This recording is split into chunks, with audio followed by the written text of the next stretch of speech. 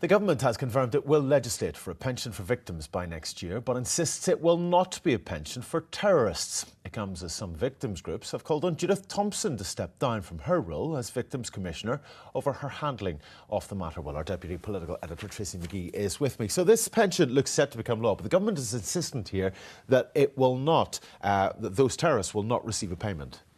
So what we've seen, Mark, is two separate political developments in the same week over a very controversial and sensitive issue, victims' pension, as you say. In the first, the Victims Commissioner published her submission to the recent government consultation on the past, and she recommended that there should be a victims' pension, but crucially she did not differentiate between a paramilitary and any other type of victim, and that caused outrage among some victims groups. Important to say that Judith Thompson was working from the 2006 legal definition of a victim, which doesn't make any distinction between a paramilitary or any other victim. So that was the first thing. The second thing was the Executive Formation Bill, which has gone through the House of Commons. And as we know, there were all sorts of amendments tacked on to it on Brexit, abortion, same-sex marriage, and there was also one calling for a victim's pension to be made available. So these two issues were largely melded together, and it caused all sorts of controversy. Today, in the newsletter, it was reported that some victims groups were actually calling for Judith Thompson to step down. So the DUP today brought forward an urgent question to clarify the situation about who is entitled to this pension. And the Northern Ireland Minister, John Penrose, confirmed there will be a pension. It will be legislated for by May 2020, but as you say, it will not be a pension for terrorists.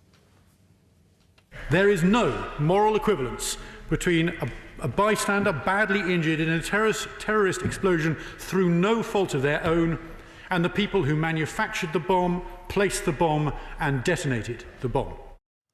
OK, so what's been the reaction from other MPs in the House today? Well, the DUP are very pleased. They have long campaigned for changes to the definition of a victim. They are particularly pleased because it seems to be there is consensus for this move between the Conservative and the Labour benches. Here's what Nigel Dodds had to say. Could I welcome what the Minister said very warmly, and also the Shadow Minister in the House today, on the consensus that there is on this issue, and pay tribute to the many victims, including Michelle Williamson, who lost both her parents in the Shankill bombing in October 1993, when 9 innocent people were murdered on the Shankill Road, and actually the bomber who injured himself in planting that bomb would be eligible if this action was not taken to disqualify terrorist perpetrators. So does this clear up the controversy? Well, I think what it does do, it means that the government moves on our foot to bring this victims' pension in. But does it clear up the controversy? I'm not so sure, because the government is essentially going to bring forward its own criteria for eligibility for this pension, which is ignoring this 2006 legal definition that Judith Thompson has been bound by. And there's nothing to stop somebody perhaps mounting a legal challenge to that. But I suppose what it does mean is that victims are that bit closer to getting a pension. OK.